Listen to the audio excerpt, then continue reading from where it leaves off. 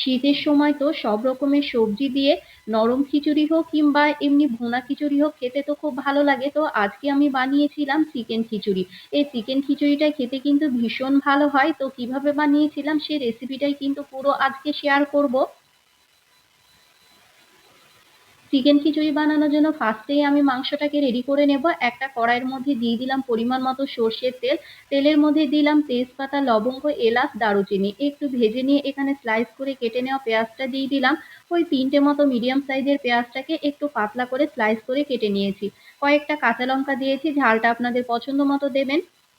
অল্প একটু ভেজে নেব, যেহেতু মাংসটা একটু ভোনা ভোনা হবে সেই ভেবে একটু ভেজে নেবেন, তাহলে কিন্তু খেতে বেশি ভালো লাগবে। বড় সাইজের একটা টমেটো দিয়ে দিলাম, টমেটোটাকেও পেঁয়াজের সঙ্গে অল্প একটু কষিয়ে নেব। এবার আমি এক এক করে মশলাগুলো দিয়ে দেব। ফার্স্টেই দিয়ে দিলাম 1/2 টেবিল চামচ জিরে বাটা, এখানে আপনারা চাইলে জিরের গুঁড়োটাও দিতে পারেন। 1 টেবিল চামচ দিয়েছিলাম রসুন বাটা, 1 টেবিল চামচ আদা বাটা, আর এখানে দিয়ে দেব হলুদ গুঁড়ো 1 টেবিল চামচ,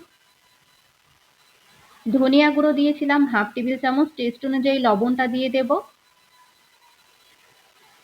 আর লঙ্কার গুঁড়ো দিয়েছিলাম 1/2 টেবিল চামচ। যেহেতু আমি কাঁচা লঙ্কা দিয়েছি সে কারণে লঙ্কার গুঁড়োর পরিমাণটা অল্প রেখেছি।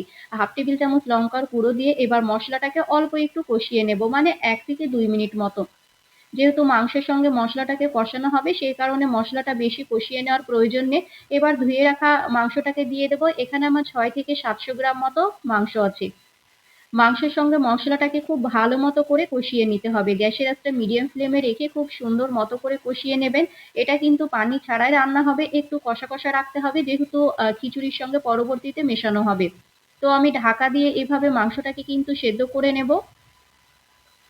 আমি প্রায় 90% কিন্তু মাংসটাকে সেদ্ধ করে নেব। তো এইভাবে গ্যাসের আঁচটা মিডিয়াম টু লো ফ্লেমে রেখে ঢাকা দিয়ে দিয়ে মাংসটাকে কিন্তু আমি রান্না করে নেব। এই তো আবারও আমি ঢাকা দিয়ে দিয়েছিলাম। দেখুন মাংসটা কিন্তু অনেকটাই কষানো হয়ে গিয়েছে আর কালারটাও চেঞ্জ হয়ে এসেছে। মাংসটা যত যত ভালো কষিয়ে নেবেন খেতে কিন্তু তত ভালো হবে। তো গ্যাসের আঁচটা মিডিয়াম ফ্লেমে রেখে খুব ভালো মতো কষিয়ে নিয়েছি। মাংসটা আমি অন্য চুলায় দিয়ে, যেহেতু মাংসটা অলরেডি মানে অনেকটাই কষানো হয়ে গিয়েছে, এবার আমি খিচুড়ির জন্য মশলাটাকে রেডি করে নেব।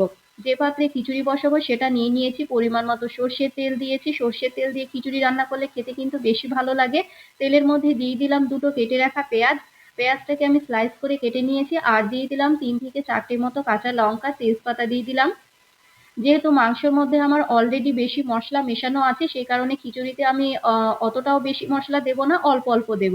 গোটা রসুন দিয়েছিলাম, এভাবে রসুনের কোয়াগুলো গোটা দিলে কিন্তু খিচুড়ির সঙ্গে খেতে বেশি ভালো লাগে। 1/2 টেবিল চামচ দিলাম রসুন বাটা, 1/2 টেবিল চামচ আদা বাটা, হলুদের পরিমাণ দিয়েছিলাম বেশি, যেহেতু খিচুড়িতে একটু হলুদের পরিমাণ বেশি দিলে খেতে ভালো লাগে। টেস্ট অনুযায়ী দিয়ে দেব লবণ। এবার অল্প একটু মশলাটাকে কষিয়ে নিয়েছি, ওই 1 থেকে 1.5 মিনিট মতো মশলাটাকে কষিয়ে নেব। দেখুন সুন্দর একটা কালার চলে এসেছে, আর এক্সট্রা কোনো মশলাই দেব না আমি খিচুড়িতে। আর এইদিকে দেখুন আমার মাংসটাও কিন্তু একদম কষানো কমপ্লিট হয়েছে। মাংসটা আমি ওইদিকে গ্যাসের চুলা বন্ধ করে দিয়েছি। আর এখানে আমি আজকে 3 রকমের ডাল দিয়ে খিচুড়িটাকে ভুনা করে নেব। এখানে আছে ছোলার ডাল, মসুর ডাল আর কলাইয়ের ডাল দিয়ে দিয়েছি। এবার ভিজিয়ে রাখা মানে চালটাকে আমি, ডাল আর চাল একসঙ্গে ধুয়ে নিয়ে রেখে দিয়েছিলাম। এবার মশলার সঙ্গে দিয়ে খুব ভালো মতো করে কষিয়ে নিতে হবে।